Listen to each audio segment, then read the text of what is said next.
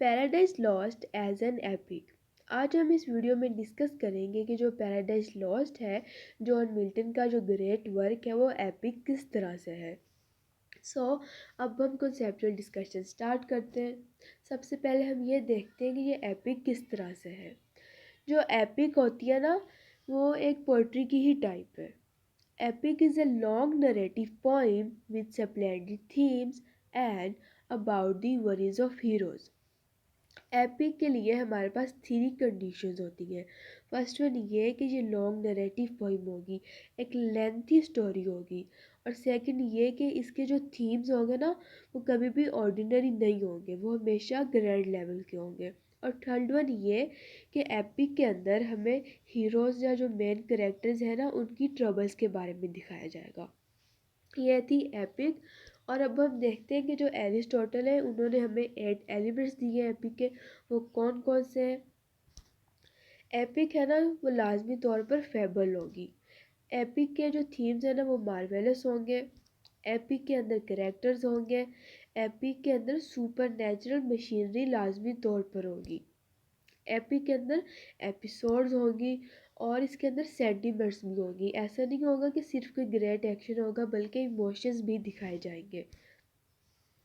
और जो एपिक है ना, वो लाजमी तौर पर उसके अंदर इंटेग्रिटी होगी। इंटेग्रिटी कहते हैं कंप्लीटनेस को। और लास्ट वन ये है कि जो एपिक का स्टाइल है ना, वो ग्रैंड स्टाइल होगा। ये वो एलिमेंट्स है एपिक के जिसके बगैर हम ये नहीं कह सकते कि वो एपिक है। ये वो है जिनके बगैर एपिक कभी भी कंप्लीट नहीं होती। ये था ओवरऑल इंट्रोडक्शन एपिक का। और अब हम चलते हैं पैराडाइज लॉस्ट की तरफ। अब हम देखते हैं कि जो पैराडाइज लॉस्ट है, वो एपिक किस तरह से है। फैबल। फैबल कहते हैं एक ऐसी स्टोरी को जिसके अंदर हमें कोई मॉरल मिलता है। अब जो पैराडाइज लॉस्ट है, वो फैबल किस तरह से है। पैराडाइज लॉस्ट के अंदर मिल्टन ने हमें ये मॉरल दिया है कि अगर हम गॉड के अगेंस्ट जाएंगे, गॉड के अगेंस्ट कोई भी काम करेंगे, तो उसका क्या रिजल्ट निकलेगा।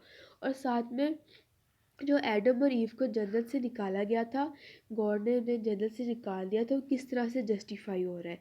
ये सारा कुछ जॉन मिल्टन ने हमें शो करवाया है। और जो एपिक है ना, उसके अंदर लाजमी तौर पर ग्रेट एक्शन होगा।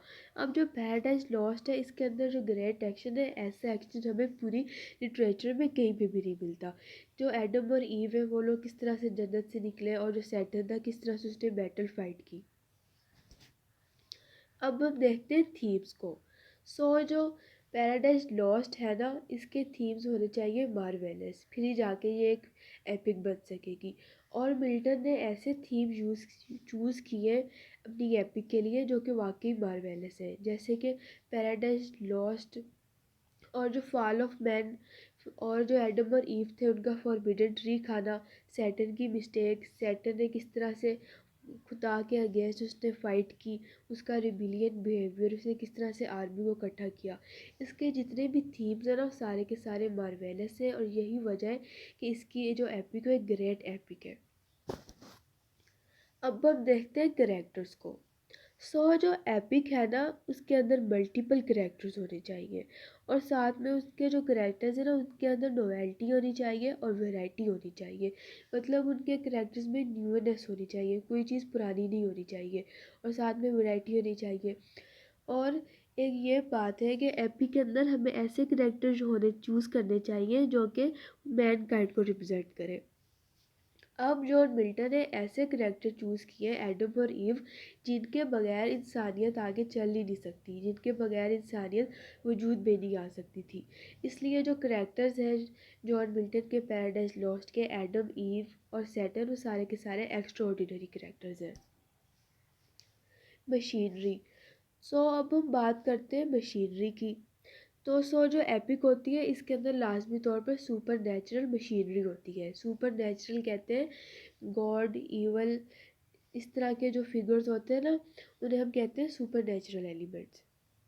अब जो सैटर्न है, वो खुद एक सुपर नेचुरल करेक्टर है। सैटर्न की जो आर्मी थी, जितने भी रिबिलियन एंजल्स थे और जितने भी हेवन के एंजल्स थे, क्राइस्ट, गॉड, सारे के सारे सुपर नेचुरल करेक्टर्स थे।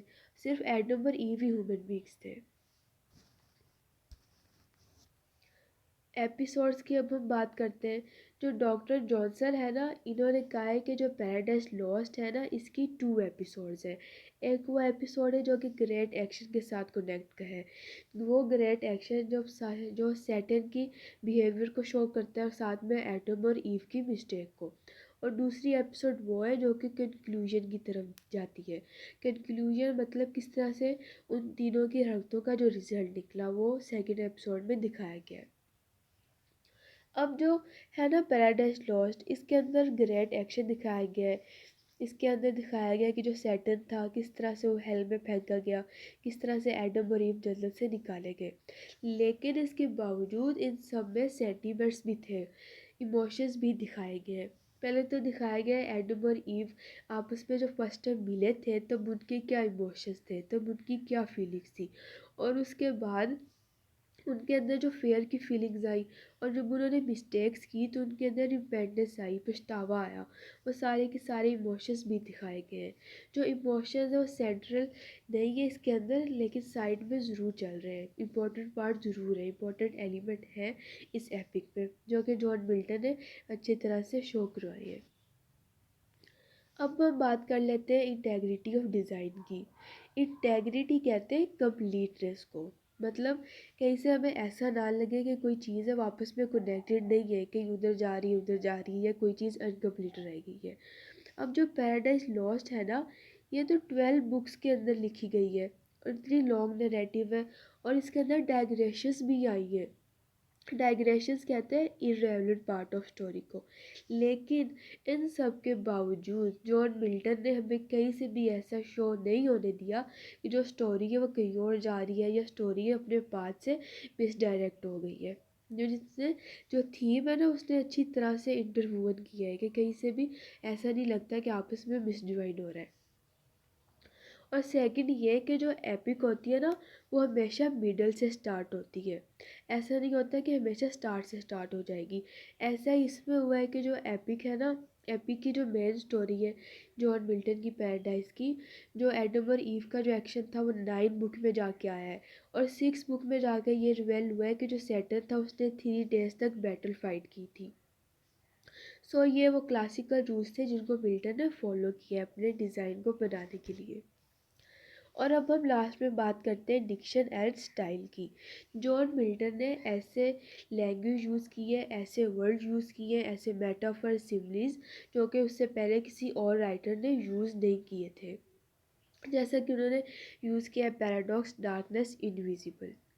और इसके अलावा जो स्टाइल है ना, उन्होंने क्लासिकल स्टाइल को ही सपोर्ट किया है, क्लासिकल स्टाइल को ही उन्होंने फॉलो किया है। जैसा कि एपिक के एक लाजमी तौर पे ये कंडीशन है कि वो इन्वोकेशन से स्टार्ट होती है। इन्वोकेशन कहते हैं गॉड की हेल्प लेना या किसी सुपर नेचुरल पावर की हेल्प लेना। बिल्कुल वैसे ही मिल्टन ने इन्वोकेशन से ही पैराडाइज लॉस्ट को स्टार्ट किया है। सो ये था ओवरऑल हमारे पास इन सारा टॉपिक एज अ एपिक। और अब हम बात करते हैं इसकी कंक्लूजन की।